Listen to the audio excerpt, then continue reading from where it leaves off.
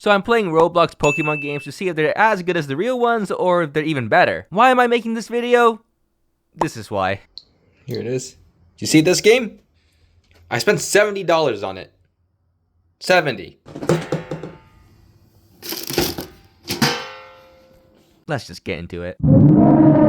So the first game I'm going to be playing is a game called Pokemon Roria Conquest Brick Bronze. And other than the fact that it was the first game that showed up, the Brick Bronze name is something that I've heard before, and I've heard, or at least I think I've heard, good things about it, so I'm willing to give it a shot and see what this game has to offer. The game essentially starts off with you, a young starry-eyed boy, or girl, I guess, who's ready to set off on their Pokemon journey, excited to have their first Pokemon. Don't forget to go, Boss Family. You set off to the professor's lab in the hopes of getting your first Pokemon, but the professor isn't there yet, so you go to the dig site to meet your parents first. Your parents, who we learn are archaeologists, accompany you to get your first Pokemon, something that is strangely absent in the mainline games. Once we are at the professor's lab, we get the choice of any possible starters in the mainline Pokemon games, which is quite nice. I then battle my rival, whose starter is in Eevee,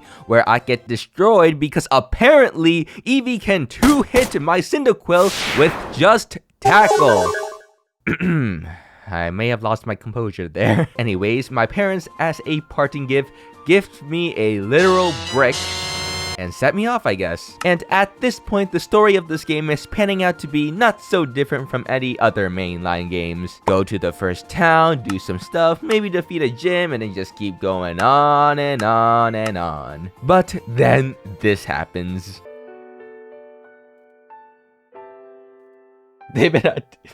My parents got kidnapped. As you see here, this game is able to take a lot more liberty with its story, despite both the mainline games and this game being made for kids. Now, while this is a much more interesting story premise than the mainline games, whether or not that actually matters, well... But before I continue on, I forgot to mention that to trigger this dialogue, you have to get to the end of Route 1. What that means is that to trigger the dialogue, you have to get through a lot of annoying trainer battles and a lot more wild encounters, which in this day and age, I fucking hate that shit, bro. But once you do trigger the dialogue, you get sent back to the first town, which means you have to do all the wild counters again. Wait, does that mean I have to...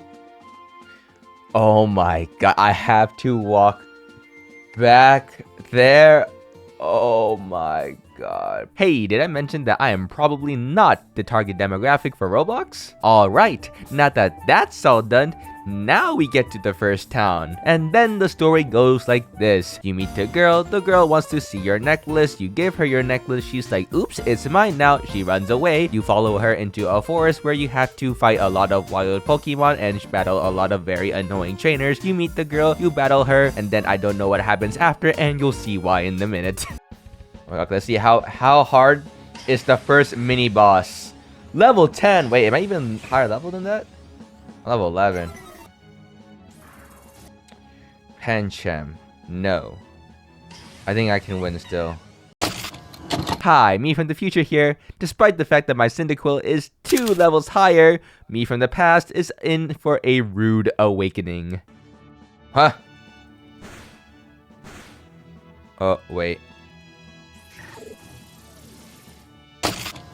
Well, my 2 levels ahead Cyndaquil just got destroyed, and despite the fact that I still have 1 Pokemon left and the battle isn't over, well, so I decided to give it another go, but this time fully healing my Cyndaquil before entering the battle, so there's no way I lose this time. Well, that thing does not take any damage. Oh, and I'm dead. Oh my god. How am I doing no damage to it? Yeah, I think I just suck. But don't worry, this time I'm actually gonna train my Pokemon. I evolved my Cyndaquil into Quilava and now it's 4 levels ahead. There's absolutely no way I'm losing this time, alright? And you know what they say, the third time's the charm. That's not a good sign. I think I can still brute force it. Crit. That's fine. Oh, that's not good. Oh, I'm so much... Wait. Ha! What? So, yeah, it just one-shot me. And according to Bulbapedia, there is a 15% chance of that move hitting 5 times. And as completely pissed I was at that moment, I decided to chalk it all up to luck and reset the fight because I think that I could have won as long as I just did not hit that roll. Unluckily for me, this happened. Huh? What happened? So my save file just disappeared. Yup, that is exactly what happened. And at this point, I was sick of it and decided to wait until the next day to play the rest of the games.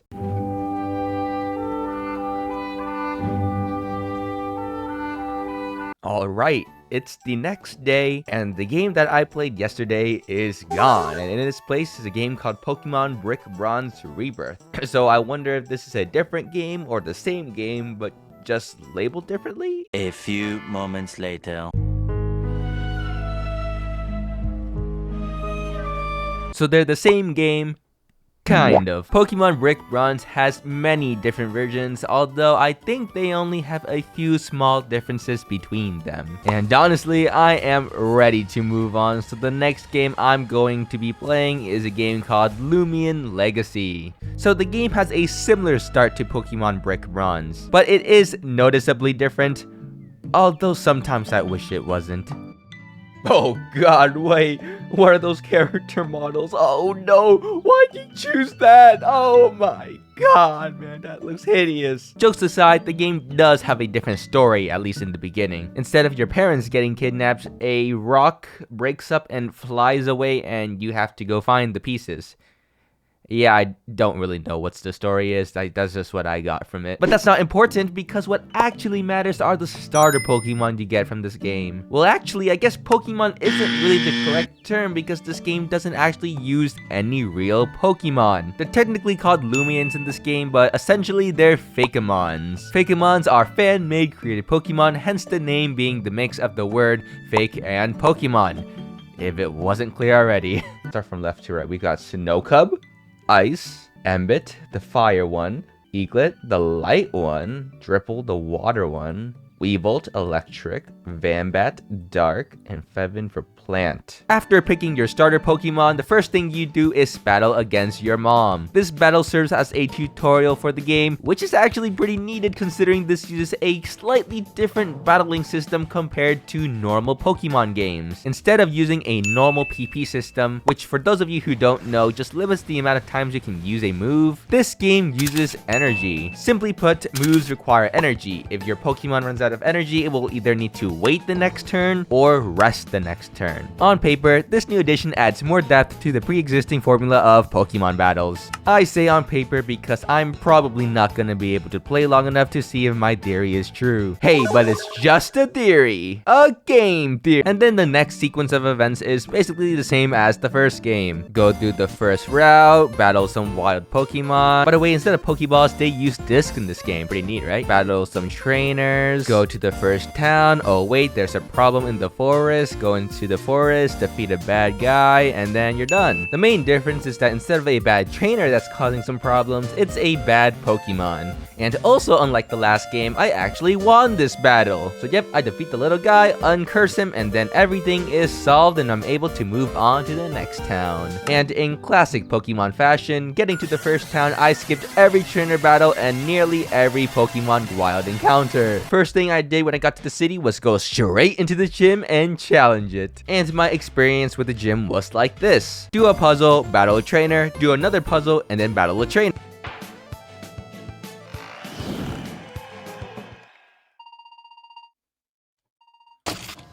Let this be a lesson to you. Remember to bring potions so you can heal between battles. By the way, did I mention that wasn't even the actual gym leader? Alright, I bought some healing potions and easily wiped the floor with that guy. But then I had the most challenging fight in the game so far. Oh, not this again. Wait, I have an idea. I have an idea. How do I complete this puzzle? Got it. So I'm gonna save you some time. It didn't work. So I tried the next best thing, randomly running on tiles until something happened. And after what felt like an eternity, I did eventually beat it. just for me to lose because my Pokemon were way too underleveled. Oh my gosh, huge damage. Come on, I can win. Just don't one-shot me. No crit. Are you fucking kidding me, dude? Oh, nah. So this loss wouldn't be that big of a deal except for two things. One, there's no dialogue skip button, so I have to read through all that again. Two, remember that last puzzle I tried to use ChatGPT on? Well, I never actually learned how to do it, so it actually took me longer to complete it this time. But hey, I beat the Roblox gym leader this time. I'm moving on to the next game. So the next and final game I'm playing is called Catch a Monster. And yes, it doesn't outright say Pokemon in the title, but I mean, look at the icon, bro. And by the looks of it, it is by far the most popular Pokemon Roblox game. At least at the time that I am recording this, it has 8.3 thousand concurrent players. So can I get a drum roll, please, before I start this game?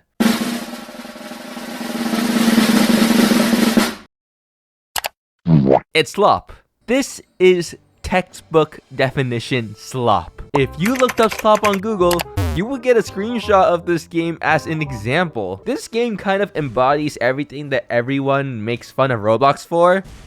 Well, not everything, most things. Barely any actual gameplay. This is kind of just like a pet collector, I guess. Way too many microtransaction packs. Like, what kid is buying all of these? Better yet, which parents are letting their kids buying these? And we can't forget about the gambling, right? Which Roblox game is complete without a little bit of gambling sprinkled in? If I keep playing this game, I feel like my already rotting brain is going to become a feeding ground for vultures, so I'm just gonna stop here. So what did I think about the games? Well, Pokemon Brick Bronze was kind of just a normal Pokemon game, but without some of the quality of life features added in new games, and you added a little bit of Roblox magic, if you get what I'm trying to say. Lumion Legacy was actually pretty decent because of all its unique Pokemon. If there was one game that I could recommend, it would be this one. And last but definitely least, Catch a Monster. Unless you're 5 years old and your brain is already rotted from all the TikTok you're watching, why would you ever play this game? So does Roblox make better Pokemon games than Nintendo? Kinda. They're both kinda just alright. So my suggestion would be to wait until the next games. Trust me, the next games will change everything. Just buy them for only $90. They're going to be so good. Trust me, Nintendo will fix everything. Trust me. This video is sponsored by me, because I don't have a sponsor. But if you want to help me get a sponsor one day, comment, subscribe, bell, like, all that stuff, and I'll see you next time. Bye-bye.